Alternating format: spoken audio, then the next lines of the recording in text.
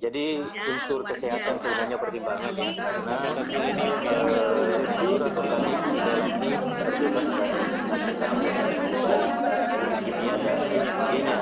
dari limbah dapur.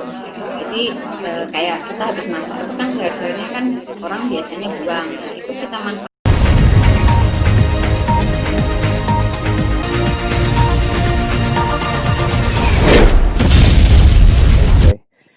Oke, Shalom Kak Ani, selamat malam. Halo, selamat malam. Ya, saya Witanto dari Bali. Nah, ini sebagai hostnya, sekarang sebagai narasumber nih Kak Ani, bisa membantu kita memperkenalkan diri dulu, latar belakangnya. Wah, bagaimana keluarga sebelumnya, latar belakang, pelayanan. Ya. Iya, oke. Sudah lama ya nggak ketemu ya? Iya, sudah lama sekali. Iya, pelayanannya sih dari dulu memang saya bertumbuhnya itu dari Gereja Allah Baik di Mojokerto. Kebetulan kemudian terpanggil melayani dengan melihat kakak-kakak dari STT Betani, angkatannya Kak Abehud, angkatannya Kak Maria Ong, itu sering pelayanan di Gereja Allah Baik Mojokerto. Ya. Terus sampai akhirnya singkat cerita lulus SMA terpanggil untuk melayani. Nah, karena nggak tahu, cuma STT Betani tempat Pak Samuel Hose ya mengajar. Ya. Jadi saya waktu itu bertiga ke Surabaya, akhirnya mendaftarlah di STT Betani. Seperti itu. Namun sebelumnya sejak SMP itu sudah pelayanan sih di gereja itu, jadi guru sekolah minggu dan lain sebagainya, seperti itu. Karena memang Bionike yang ajak kami untuk tergabung dalam pelayanan, seperti itu. Akhirnya di STT Betani, mulai angkatan 98, tahun 98 saya masuk di STT Betani, kelarnya 2004. Karena waktu itu nunggu peralihan dan lain sebagainya, seperti itu, jadi agak panjang wisudanya. Wow, itu dari tahun 98 berarti Kak ya? 98. Wow, lama sekali. Dan ini mungkin pertanyaannya sangat penting. Mengapa Kakak mau masuk ke STT Betani ya dan mulai melayani itu mengapa? Karena kalau bagaimana caranya tinggal Google, tapi mengapa ini bicara tentang tujuan? Kalau dulu sih memang sudah terlibat pelayanan, cuman dulu masih punya cita-cita yang lain, tapi ternyata di tengah-tengah lulus SMA mau daftar ke universitas lain, Tuhan panggil waktu itu kalau nggak salah ingat worship leader itu juga kakak alumni kita di Betani, yaitu Kak Nuni. Kak Nuni. Dapur Wanito. Itu WL-nya di remaja tempat di Gereja Allah Baik. Nah, kebetulan waktu itu dari lagu awal, dari penyembahan sampai akhir, bahkan sampai firman-nya tentang panggilan. Dan memang nggak terasa dari awal sampai akhir saya ini nangis terus gitu, tapi kenapa ya? Terus teman-teman saya yang sudah mendahului kami, angkatan kami untuk kembali ke rumah Bapak, yaitu Betty, almarhum Betty itu tanya sama saya, "An, kalau misalnya kamu dipanggil jadi hamba Tuhan gimana?" Ya dengan bercucur air mata saya katakan, "Ya gak apa-apa," seperti itu. Ya siap-siap aja gitu. Akhirnya kami kami bertiga dari Mojokerto berangkatlah kami, seperti itu. Jadi kalau ditanya mengapa, ya karena memang sudah terpanggil seperti itu ya. Mungkin awalnya dari remaja itu sudah terlibat pelayanan dan tidak punya suatu bayangan yang lain setelah tahu terpanggil, enggak mau punya bayangan mau kaya, mau bagaimana, pokoknya ya bekerja aja deh di ladang Tuhan, seperti itu. Wow, itu tahun 98. Dan waktu itu Kak Ani minta tanda nggak? Biasanya orang kan, wah mencari kehendak Tuhan, perlu minta tanda nggak waktu itu, kalau itu benar dari Tuhan apa enggak? Enggak sih, waktu itu saya cuman gini aja, ya sudahlah kalau memang harus pelayanan, harus sekolah. Waktu itu istilah saya sih sekolah seminari. Saya nggak ngerti Oh. soal sekolah teologi, saya taunya seminari. Karena kebetulan papa, mama itu bukan dari karismatik, tapi dari Protestan. Jadi saya pulang, saya bilang Mhm. sama papa, saya bilang, Pak, gak jadi sekolah ini, saya bilang gitu. Terus sekolah opo, katanya gitu. Saya bilang, boleh enggak sekolah seminari? Boleh. Langsung Senin itu saya langsung banting setir, langsung saya ajak teman-teman saya yang 2 orang ini, ya wes oke lah berangkatlah kami ke Surabaya dengan tidak tahu menau STT Betani letaknya di mana. Pokoknya bondonya bondo nekat seperti itu. Wah, bonek ini. Waduh, ini luar biasa sekali. Jadi waktu itu langsung ke Surabaya bertiga ya, betul ya? Betul, bertiga. Wow, itu masuk dan belajar selama 4 tahun. Kira-kira yang menjadi tantangan Kak Ani waktu itu apa dalam persiapan pelayanan? Apa aja yang menjadi tantangan di sekolah Alkitab dulu? Jadi tantangannya sih ya ini tentunya motivasi ya, motivasi pelayanan. Jangan sampai tengah jalan tiba-tiba putus seperti itu. Kalau dengar dari beberapa kakak-kakak kelas sih banyak yang sudah masuk semester 4, semester 3, mereka sudah mulai lepas. Kebetulan angkatan kami dulu, angkatan 98 itu awalnya jumlahnya 150. Jadi Wow. kelas itu penuh banget gitu kan. Penuh banget, sampai pernah sekali ada satu dosen itu ngajar, nangis gitu kan, karena saking ramenya kita, seperti itu, terlalu banyak. Jadi beliau menyampaikan, tidak didengarkan, seperti itu. Pada cerita sendiri, karena mungkin kelasnya terlalu banyak, dan ya kalau mungkin sekarang sih tidak memenuhi lah, seperti itu. Karena memang di kelas yang tengah itu full, dari depan sampai belakang itu full, seperti itu. Nah, ya tantangan saya tetap mempertahankan pada panggilan, seperti itu. Tantangan saya seperti itu, jangan sampai saya putus di tengah jalan, jangan sampai saya tidak ada memiliki motivasi yang benar lagi dalam melayani, seperti itu. Itu tantangan saya, seperti itu. Wow, motivasi. Nah, ini dia tantangannya sangat berat ya ternyata dari dalam ini motivasi kita. Tapi waktu itu belum ada owning ya di Manyar. Ada sih, ada owning. Cuman waktu itu owning dipakai semester 7, semester 7. Yaitu istilahnya dulu angkatannya Kak Yonos Freddy itu.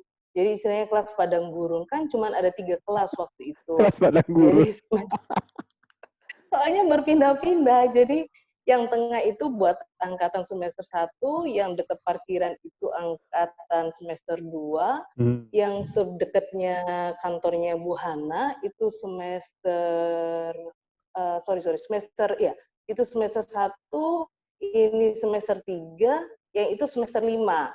Semester 7 yang tidak ada tempatnya. Jadi kadang mereka kalau misalnya rumah doa dipakai pertemuan, pindah ke owning. Kalau owning dipakai, mereka pindah ke rumah doa, seperti itu. Jadi memang waktu itu terbatas sih tempatnya, seperti itu. Jadi yang banyak ini kelasnya yang di tengah-tengah itu, yang lurus dengan kantor FA waktu itu. Wah, ini penting sekali ya, motivasi, udah disebut kelas Padang Gurun, motivasi dan sebagainya. Nah, kalau apa sih yang paling Kak Ani suka dari masa di sekolah itu, di seminari itu, apa yang paling Kak Ani suka? Yang paling suka, semua sih suka. Suka dalam artian begini, di situ saya benar-benar mengenal apa itu melayani, apa itu namanya berkorban, bukan hanya sekedar kita dengarkan khotbah dari hamba Tuhan, harus berkorban, harus bayar harga, seperti itu. Belum lagi bersosialisasi dengan teman-teman yang mungkin latar belakangnya beda-beda, seperti itu. Jadi itu sesuatu yang ya tantangan juga, tetapi menarik, seperti itu. Tinggal kita bisa nggak beradaptasi, seperti itu kan. Kita sebagai hamba Tuhan harus belajar rendah hati satu dengan yang lainnya, seperti itu. Tapi yang paling semuanya sih suka, kuliah suka, seperti itu kan. Istilahnya pelayanan juga, bergabung dengan teman-teman juga suka, seperti itu. Jadi ya Kalau ditanya sukanya di mana, semuanya saya suka. Seperti itu. Wow, ini luar biasa sekali, semuanya suka ini ya. Berarti ada yang tidak disuka dong? Nggak ada yang tidak disukai ya berarti. Semuanya suka. Jadi benar-benar waktu itu full time benar-benar belajar ya, kuliah. Mungkin ada weekend pelayanan begitu? Weekend pelayanannya sih hari Jumat sore atau Sabtu pagi kembali ke Mojokerto di Gereja Allah Baik. Karena Iya iya waktu iya. itu Bu Yunike minta untuk bantu di sekolah minggu, jadi nanti minggu siang atau jam 3 aja ya, minggu sore baru balik ke Surabaya. Iya iya iya. Wah, ini menarik sekali ini. Terus Kak, selanjutnya itu setelah kuliah, wisuda, itu langsung kembali ke Mojokerto atau ada transisi? Waktu itu sih ada transisi, kebetulan saya ditawarin sama teman waktu itu jadi guru, salah satu guru di mana? Di Surabaya, di sekolah, masih di sekolah, terus kemudian sekolah SD sama sekolah apa ya waktu itu ya, kayak PAUD lah sekarang seperti itu. Tapi waktu itu berjalan setahun aja karena setelah lulus, maksudnya setelah selesai ujian skripsi, Bu Yunike minta kembali ya jadi full time seperti itu. Pada waktu itu rencananya saya sih habis itu saya mungkin mau ikut sama teman-teman mau keluar Jawa seperti itu karena memang waktu pelayanan waktu kuliah sempat beberapa kali waktu itu pelayanan ke beberapa daerah gitu. Buat saya sih menyenangkan gitu walaupun saya di sana juga enggak terima istilahnya berkat atau persembahan kasih, tapi saya senang banget gitu bisa jadi berkat buat orang lain. Nah, pemikiran saya mau kembali seperti itu, tapi ternyata ketika ibu bilang sudah lulus loh ya nih, dia bilang, oh iya Bu, kembali ya jadi full time, bantu ibu di sana. Berarti saya harus kembali ya, saya bilang oke ya sudah Bu, siap. Jadi kembalilah saya ke Mojokerto seperti itu. Wow, ini kesaksian yang luar biasa nih. Beberapa mahasiswa mereka kuliah sambil bekerja untuk pelayanan. Waktu itu sambil bekerja sambil pelayanan juga atau ada pekerjaan lain dari luar selain pelayanan? Enggak, waktu itu cuma pelayanan, cuman ya paling kan kalau kita di STD Betani wajib FA seperti itu. Jadi ikutlah di FA jadi pembicara FA, sempat singer di baptisan, pelayanan baptisan seperti itu. Yang pelayanan yang di dalam sendiri waktu itu gabungnya di PPG, pelayanan generasi anak panah yang biasanya kita setiap Jumat, anak-anak STD Betani pelayanan di sekolah-sekolah. Nah, itu yang saya gabung gitu. Itu saya jalan berapa ya? 2 tahunan. 2 tahun saya di situ, seperti itu. Wah, berarti dari dulu memang sudah suka sama pelayanan anak ya? Mengajar ya? Ya. Wow, ini luar biasa sekali. Jarang sekali orang punya hati begitu. Saya suruh menangani anak-anak yang umur di bawah 5 tahun. Iya, tapi sampai sekarang masih mengajar Kak Ani di sekolah. Sampai sekarang puji Tuhan masih mengajar. Jadi sejak tahun 2004 sudah ngajar dari SD. Dulu sih SD aja, terus kemudian dengan berkembangnya sebenarnya sekolah yang saya ngajar sekarang ini sebenarnya warisan-warisan juga dari kakak kelas seperti itu. Kak Meme pernah di sana, Om Meme pernah di sana. Kak Isaka Abednego yang ada di Ambon itu juga pernah ngajar di sana. Kak Walden juga pernah ngajar di sana seperti itu. Nah, jadi beberapa memang teman-teman STD Betani juga pernah mengajar di situ seperti itu. Sejak tahun 2004 tergabung terus kemudian sampai sekarang. Sekarang sudah dari jenjang SD, SMP sampai SMA seperti itu. Nah, ini luar biasa sekali Kak. Yang saya belum mengerti nih, mengapa Kak Ani suka mengajar? Karena terus terang ya, guru kalau untuk karir itu kurang bagus. Jadi mengapa Kak Ani mau mengajar dan mau jadi guru? Nah, ini nih pertanyaan yang sulit. Padahal jumlah guru juga udah tinggal sedikit mungkin sekarang. Gini, jadi ceritanya awalnya kalau saya dulu waktu kuliah, saya ditanya mau jadi guru, saya enggak mau, gitu. Saya enggak mau. Dulu kalau kita di kuliah di STD Betani itu kan ada pelajaran principle of teaching yang diajar sama Bu Maria Mintowati. Ya. Saya ngerjakannya juga sih ngasal gitu loh. Orang bilang sekarang asal gitu. Pokoknya saya kerjakan, maaf Bu Minto, seperti itu. Saya kerjakan sesuai pengetahuan saya jadi guru sekolah minggu. Tapi setelah transkrip nilai keluar, nilainya amin.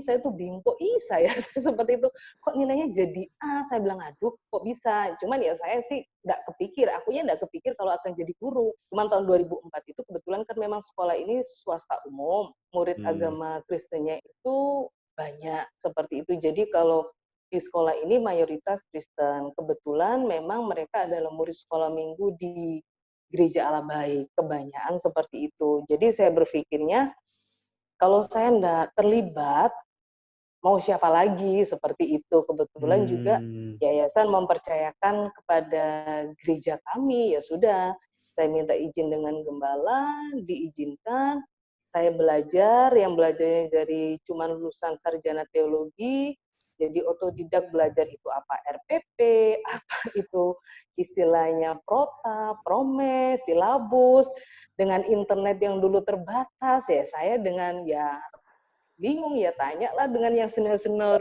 Bu apa ya RPP itu ya, seperti itu. Taunya kan cuman khotbah, ngajar sekolah minggu, tapi nggak ngerti mau bikin RPP itu kayak apa, silabus itu seperti apa, nggak ngerti. Tapi ya udahlah dijalani seperti itu. Karena memang waktu itu Gembala Sidang juga menyampaikan, ya ini pelayanan juga seperti itu, jadi ya enggak apa-apa lah, kerjakan seperti itu, jadi enggak apa-apa, boleh diizinkan untuk mengajar seperti itu. Terus berjalan selang waktu, 2000 berapa ya, 2012, 2013, 2012, Dunika tanya, kamu suka Tani ngajar? Saya jawabnya juga bingung, mau tak jawab enggak suka, sudah berapa tahun jalan, saya bilang, ya enggak tahu Bu, kalau memang Tuhan kehendaki di situ ya saya jalanin aja, saya nikmatin aja, seperti itu. Wow, ini jarang sekali loh ada orang yang punya apa ya, jalanin aja, khususnya tentang pendidikan anak. Ini generasi, bicara tentang generasi. Dan saya dengar jumlah guru di daerah-daerah itu malah semakin berkurang, khususnya untuk guru agama Kristen. Nah, ini apa sih yang menjadi harapan Kak Ani, khususnya buat generasi-generasi yang mungkin punya beban, punya karunia untuk menjadi guru? Buat saya sih, kalau memang harapan saya, kalau mungkin ada lulusan dari maksudnya guru untuk guru khusus guru agama Kristen ya, istilahnya kalau memang mau ngajar ya sebenarnya tidak ada bedanya dengan kita melayani di gereja seperti itu. Prinsipnya kita di sana juga melayani gitu, tidak bermotivasi untuk mencari uang ataupun gaji ataupun honor, karena kalau memang berbicara honor itu memang sesuatu yang agak jauh seperti itu kan. Dulu bahkan saya di awal-awal waktu saya bergabung itu saya gabung honor saya itu ya cukuplah buat transport, pas buat transport bahkan kurang gitu. Terus kemudian saya bilang sama orang tua saya sama papa waktu itu, saya sempat bilang, sudah ya Pak ya kok usah ngajar, saya bilang gitu. Terus papa bilang, lah ngapain nggak ngajar gitu loh. Terus bilang, ya sudah itu panggilanmu, itu sudah pengabdianmu, diutunin, orang Jawa bilang gitu, diutunin, ditekunin. Ya saya tekunin. Bahkan papa saya, almarhum papa saya mengatakan bahwa wis tak antar aja seperti itu supaya kamu bisa menikmati honormu seperti itu, karena honornya kalau buat naik beca aja PP udah habis gitu kan, jadi memang itu adalah sesuatu yang memang ini, tetapi ya dari saya, dari papa saya yang mungkin bukan sekolah sebagai hamba Tuhan, saya belajar dari situ kalau orang lain aja atau orang umum bisa mengatakan bahwa harus ditekuni, itu panggilan, itu pengabdian, ya sudah saya jalanin dengan tentunya ya berharapnya sama Tuhan. Ya puji Tuhan sampai hari ini Tuhan peliharakan. Bahkan kalau dikatakan ya sudah berlipat-lipat lah seperti itu. Dari mana bukan saya motivasinya atau saya demo, saya minta, enggak sih. Itu pantang buat saya, jadi ya sudah. Jadi ya saya jalanin, tiba-tiba ada berkat, kenaikan, ada ini, ada ini. Jadi syukurin, jadi harapan saya sih seringkali kalau kebetulan kan saya juga ngajar, saya juga dosen juga, diminta Pak Samuel Hosea untuk bantu ngajar di sekolah teologi yang ada di mana? Di GAB. Seringkali saya kalau menyampaikan kepada mahasiswa saya yang sekolah pendidikan, saya katakan, nanti suatu kali kelak kalau memang terjun dalam dunia pendidikan, jangan ngebayangin dulu gajinya berapa, honornya berapa. Kita harus tetap lihat bahwa siswa ataupun murid yang kita hadapi itu juga jiwa-jiwa yang butuh firman Tuhan. Kalau bukan kita yang berbagi dengan mereka, siapa lagi yang akan memberikan yang baik?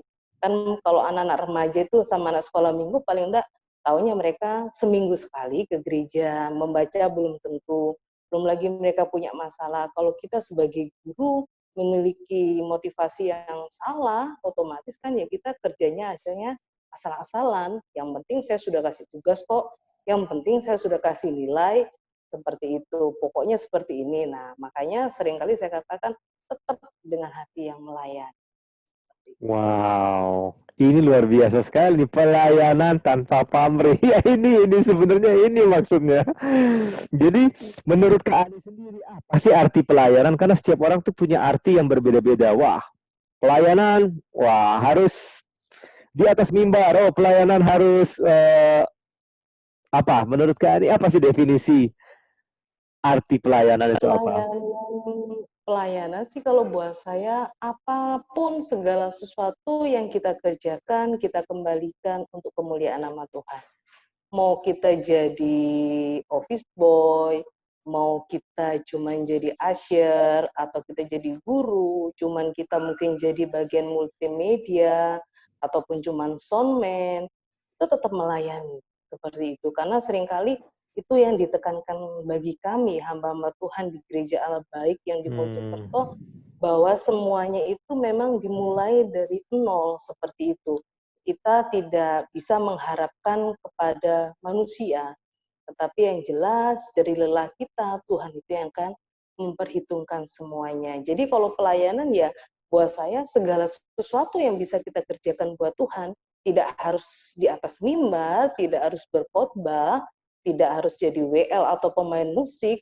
Kalaupun kita nolong di orang di pinggir jalan, itu juga tetap pelayanan seperti itu. Kita berbagi dengan orang lain, itu juga pelayanan. Jadi tidak terkotak dalam sebuah lembaga gereja ataupun sinode. Dimanapun kita berada, kita bisa menjadi pelayanan.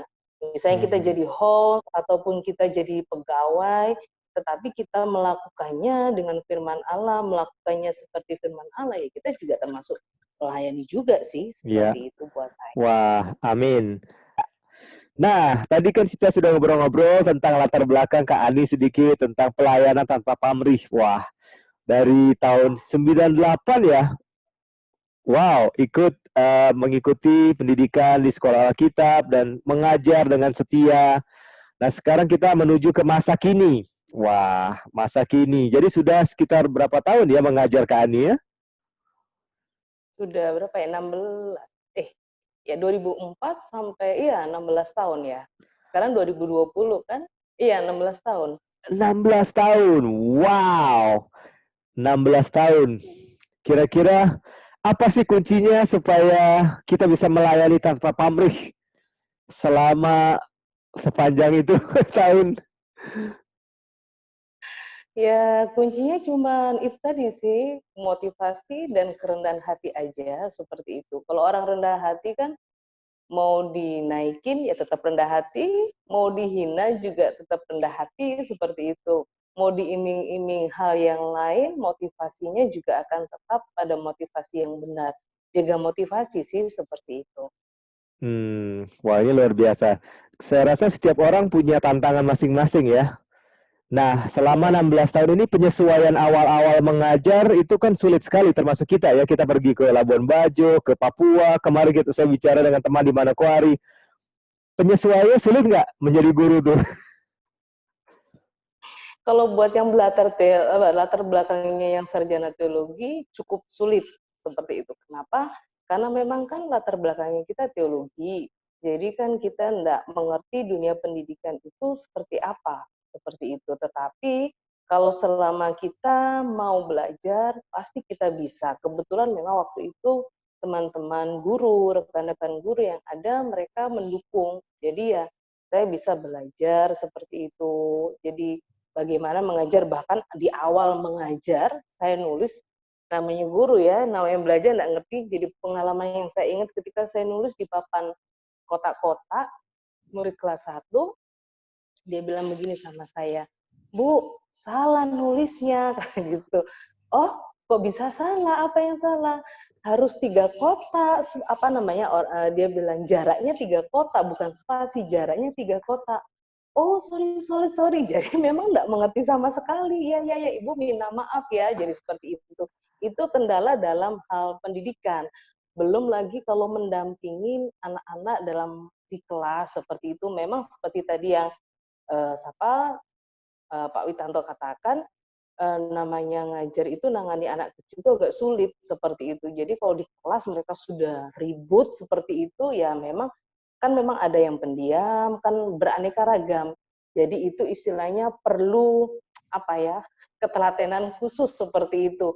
Mau dimarahin juga mereka belum tentu ngerti, dijelasin udah mau ribut duluan seperti itu. Yang jelas harus sabar memang seperti itu. Jadi kadang mereka ngerjakan satu hal gitu, "Bu, bener nggak gini?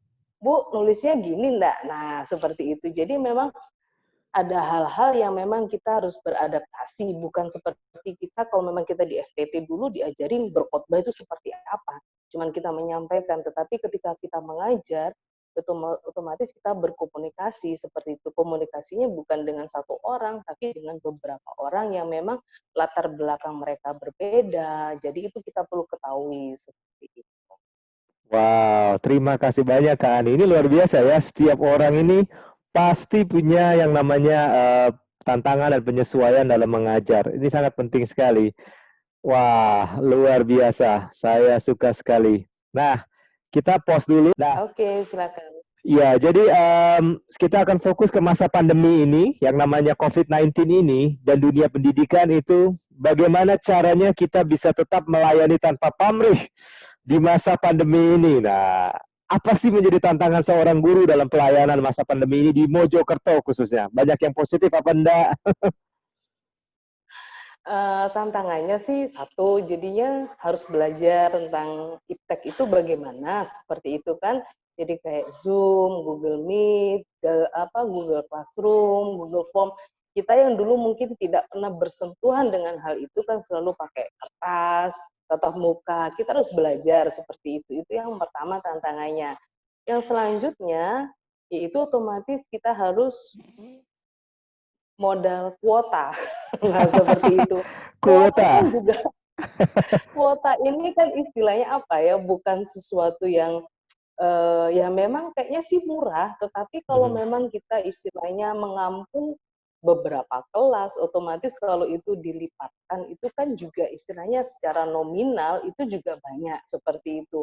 Kalau kita mau hitung-hitungan, mungkin sih kita akan merasa buat apa semua itu seperti itu. Tetapi kembali lagi karena kita judulnya melayani, ya kita percaya ketika kita menabur pasti kita akan menuai seperti itu. Jadi kalaupun kita sudah menabur tenaga, kita sudah menabur yang namanya dana dan semuanya pikiran, pasti Tuhan tidak akan pernah berhutang kepada kita seperti itu. Jadi ya di masa pandemi ini tantangannya sebenarnya lebih seperti itu, bagaimana belum memotivasi anak-anak supaya mereka mengerjakan gitu kan. Kalau anak sekarang kan beda dengan kita. Kalau dulu kan kita biasanya kalau belajar ya pakai buku, baca, kita mau baca. Kalau anak sekarang kan semuanya serba instan.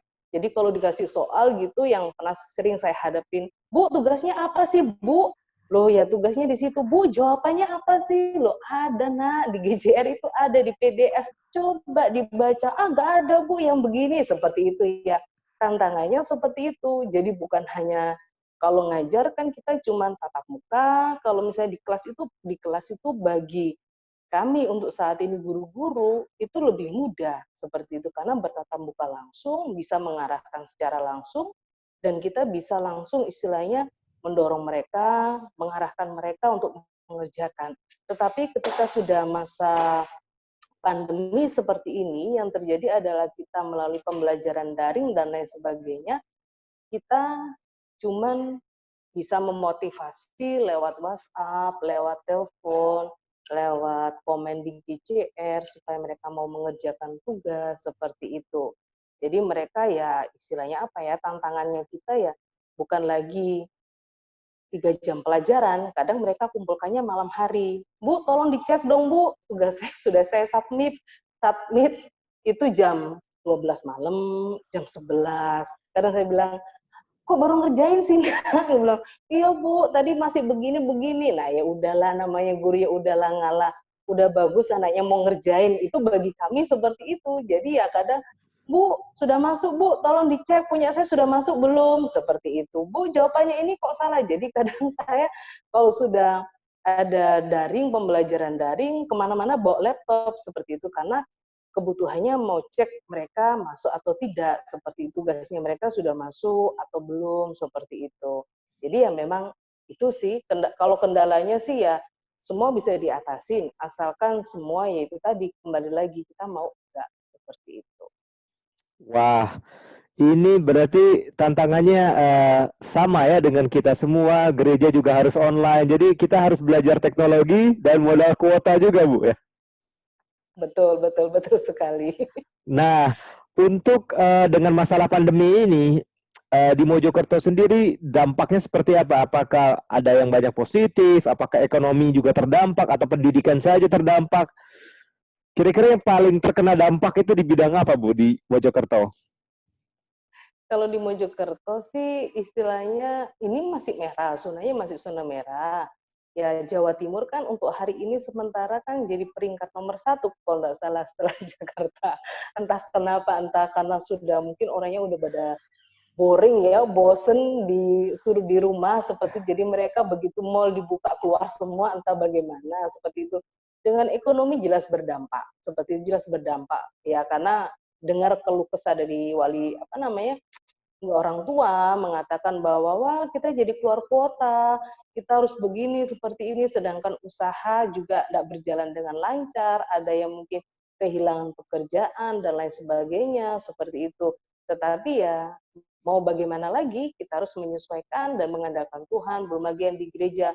Kapan ibadahnya dimulai, bagaimana dengan imannya, ya kita tunggu sampai waktunya memang benar-benar untuk melakukan semua aktivitas seperti itu ya. Memang kalau ditanya guru-guru saya pribadi, saya lebih senang pembelajarannya langsung datang di sekolah, kan lebih enak gitu kan, lebih ngerti anak ini ngeh enggak sih sama pelajaran, anak ini sudah paham enggak sih seperti itu. Kalau cuman pembelajaran daring kan sebenarnya kembali lagi kepada tanggung jawab siswa dan kejujuran siswa seperti itu. Entah tadi dia sudah kontak dulu sama temannya, jawabannya apa ya? Nah, kan kita nggak ngerti. Kalau misalnya di sekolah kan mereka nggak bisa tanya sama temannya, jadi murni.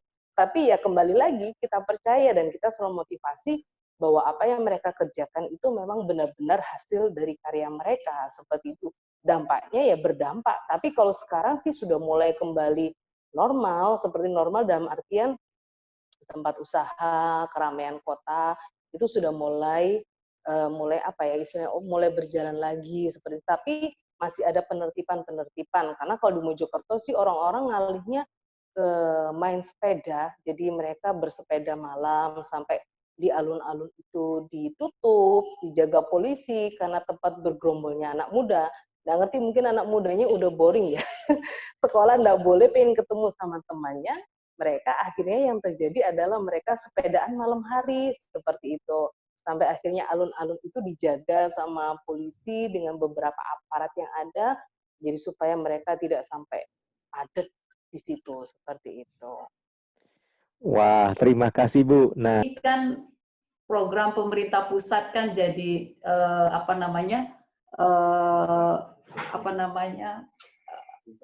wisata super premium ya. Jadi lagi gencar-gencarnya sebenarnya pembangunan dari pusat gitu loh. Tapi begitu kena COVID dan berdampak, jadi semuanya benar-benar kayak mati suri gitu ya.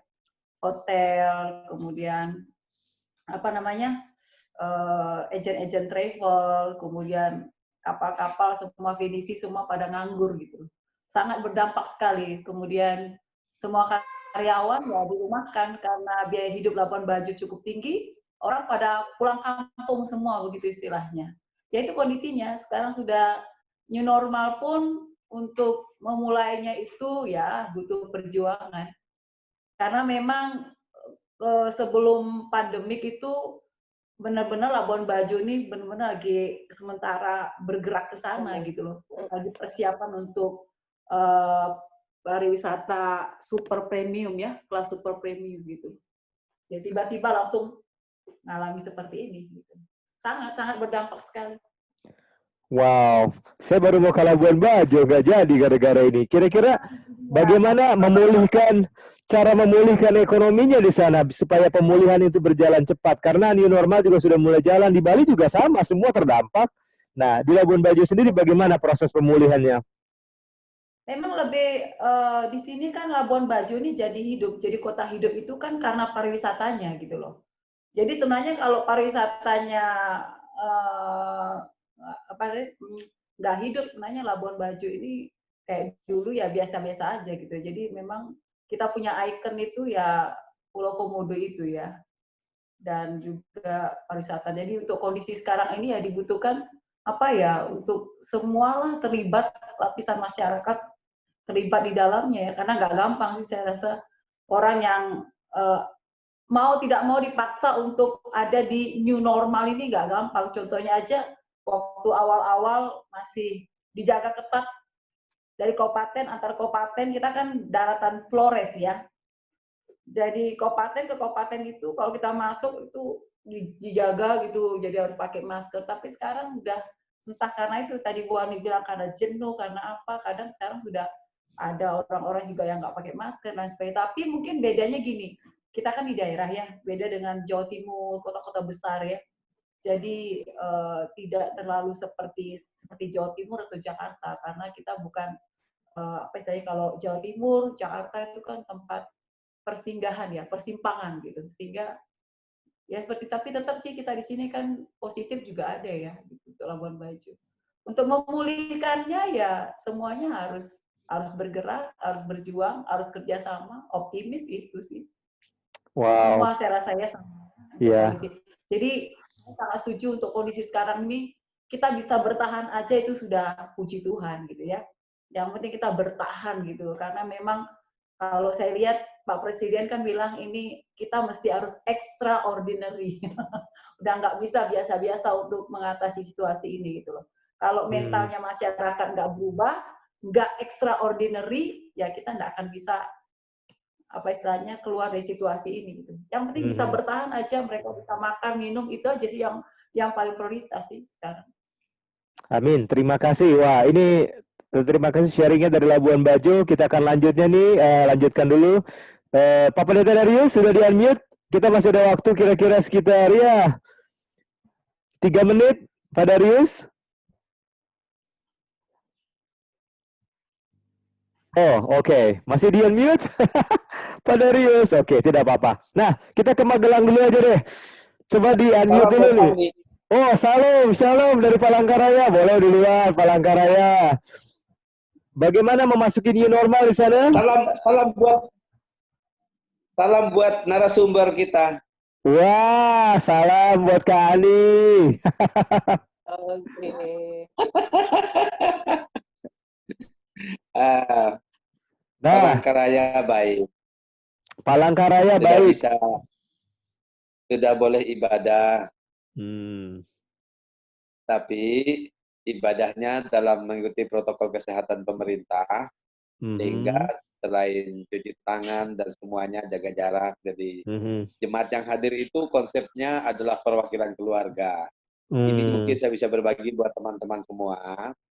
Konsepnya, misalnya suami istri punya anak 2, karena anaknya masih kecil tidak bisa ikut ibadah, jadi mamahnya jaga anaknya, jadi bapaknya yang ikut. Jadi konsepnya ayah adalah perwakilan keluarga dalam hal beribadah khusus hari Minggu. Sehingga tidak heran yang datang pun juga banyak bapak-bapak, tapi tidak apa-apa dulu. Kan bisa juga gantian sama ibunya gitu. Jadi tidak banyak yang hadir, tidak banyak. Cuma ya boleh dikatakan sangat terbatas lah, tapi sudah bisa dimulai dengan aturan kesehatan yang baru. Amin. Wah, ini pelajaran yang berharga buat kita. Jadi yang bapak-bapak dulu yang ibadah ya, yang lainnya yang di bawah umur 5 tahun atau ada batas usia Ya, tertentu ya. ya jadi konsepnya itu ibadah itu seorang yang hadir dalam ibadah adalah perwakilan dalam Hmm. keluarga itu gitu. Jadi Hmm. tapi yang di rumah itu diharapkan mereka bisa ikut online juga. Jadi kita ibadah minggu disertai dengan online. Jadi yang tidak ibadah tadi bisa ikut online. Oh, wah, ini bagus ini idenya. Nah, jadi ya ini mungkin boleh saya katakan ya di akal begitulah. Sebab kalau nunggu normal juga nggak tahu kapan normalnya, nunggu selesai nggak tahu Benar, kapan.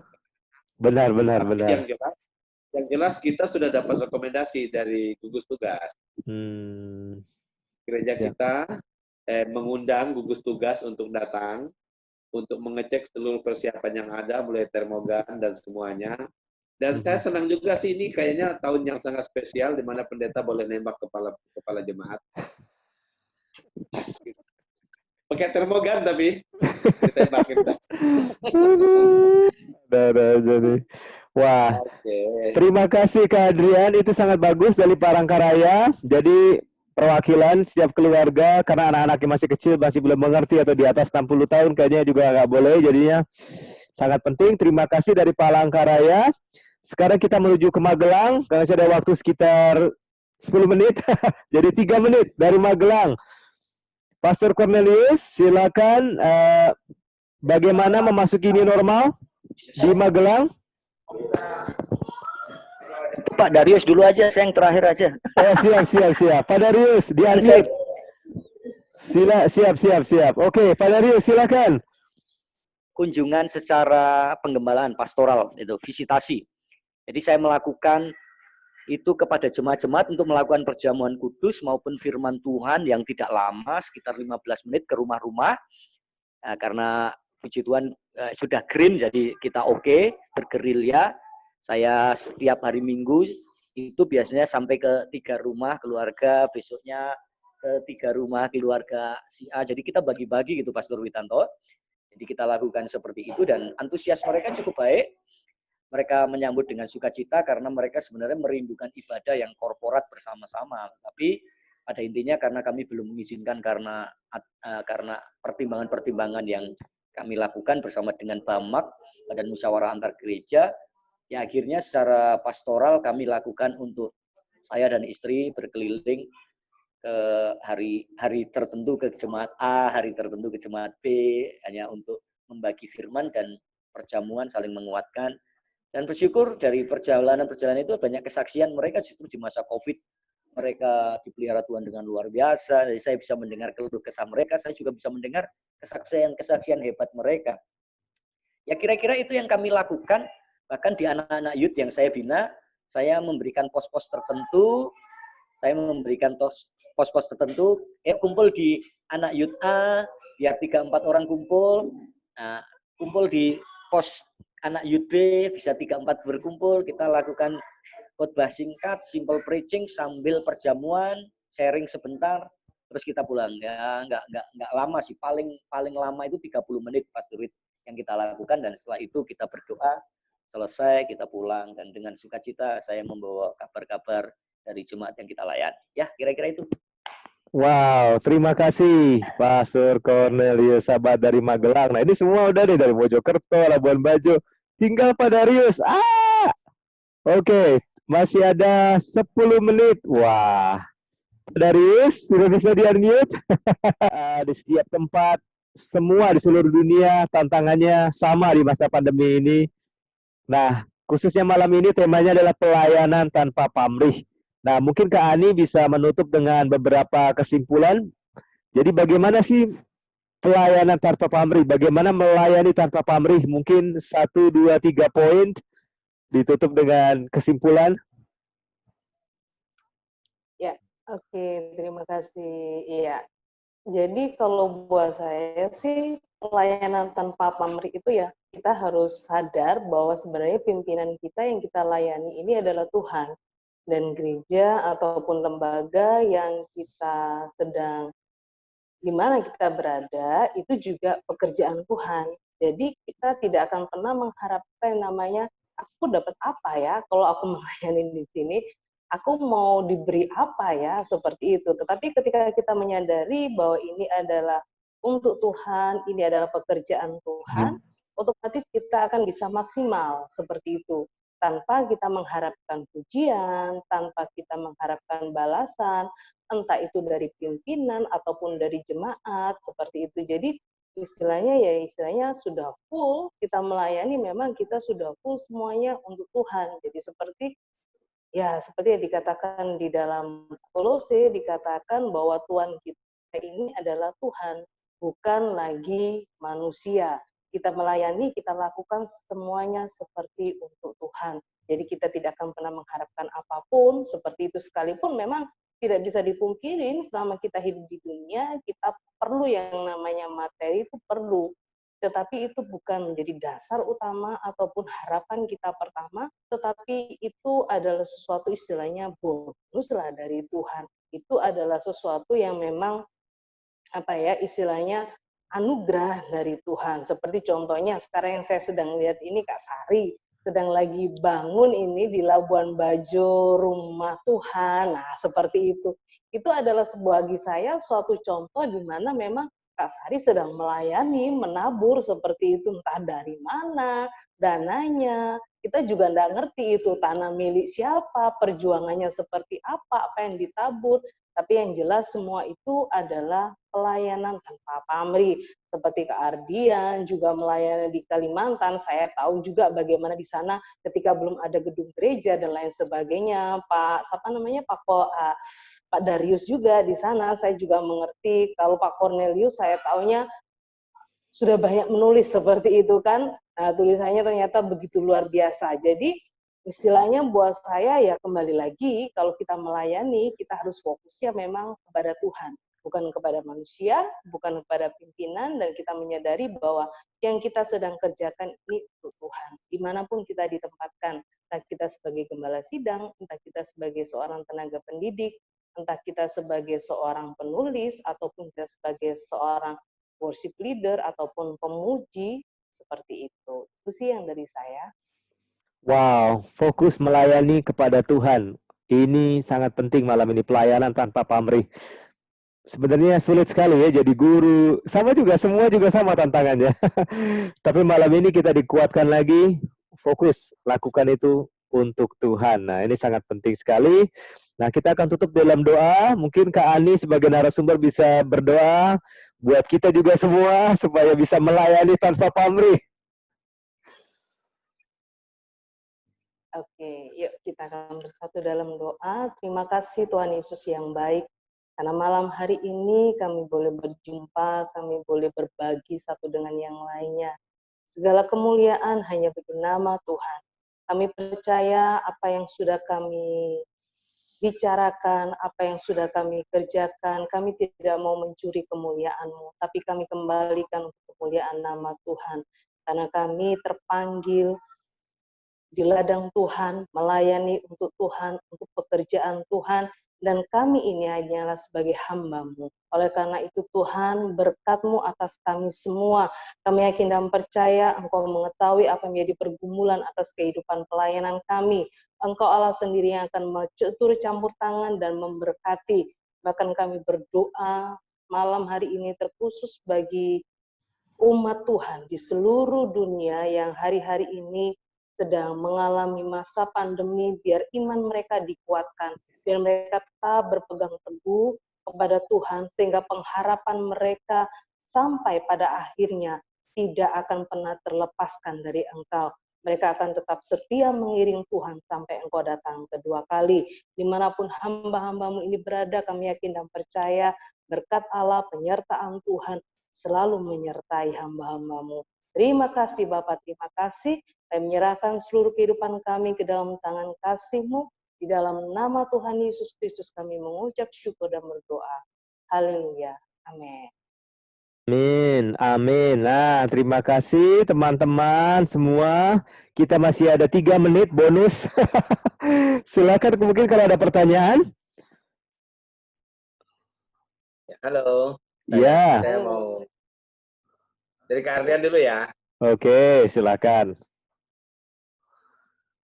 Kak Ardian sih cuma mau ngucapin terima kasih buat firman Tuhan yang sangat luar biasa, kesaksian dari Labuan Bajo dan semuanya, Cornelius. Kita bisa ada di sini semua karena kemurahan Tuhan. Sungguh malam ini saya sangat diberkati lewat apa yang disampaikan oleh narasumber kita. Hostnya juga sangat baik, Tuhan memberkati ya. Doa saya biarlah pertemuan seperti ini, sekalipun kita tidak tatap muka, tapi kita bisa punya hati yang sama, yaitu melayani karena kita mengasihi Tuhan tanpa pamrih, sebagaimana yang tadi narasumber katakan, dan kita akan mendapatkan upah yang sama dari Bapa kita yang di surga. Sungguh sangat diberkati malam. Tuhan Yesus memberkati. Amin. Wah, masih ada 2 menit. Saya countdown. Countdown. Ya, saya juga terima kasih. Luar biasa. Saya sangat diberkati juga dengan pelayanan tanpa pamrih. Karena, wow, ini saya angkat topi. Jadi, terima kasih Kak Ani. Luar biasa sekali. Mungkin ada yang lain? 2 menit. Halo. Halo. Esther. Oh ya, nggak bisa dengar, nggak bisa ngomong. Jadi saya senang dan saya bangga sama adik-adik, khususnya Ibu Ani yang sampai hari ini dia tetap dalam panggilan dan melihat Tuhan pakai dia dengan luar biasa. Dia dari dulu hatinya memang selalu ingin melayani orang lain. Itu Bu Ani. Terima kasih. Tetap di jalan yang Tuhan taruh dalam hidupmu dan jadi berkat di dunia pendidikan. Amin. Terima kasih teman-teman. Karena kita sudah waktunya pas. Cuma 3 sisa 1 menit. Tuhan Yesus memberkati. Nanti kita bertemu lagi dalam acara sharing, live and talk bersama teman-teman kita. Tuhan Yesus memberkati. Selamat malam dari Bali. Halo, thank you. Malam, shalom semuanya. Halo, salam semuanya. Shalom, Pendeta Darius. Pamit nih. Sampai bertemu lagi. Dadah. Dadah. Salam semua Bali, Labuan Bajo semua. Dr. Witanto. Dan berkati ya. Ini ayam. Ya. kangen semua deh.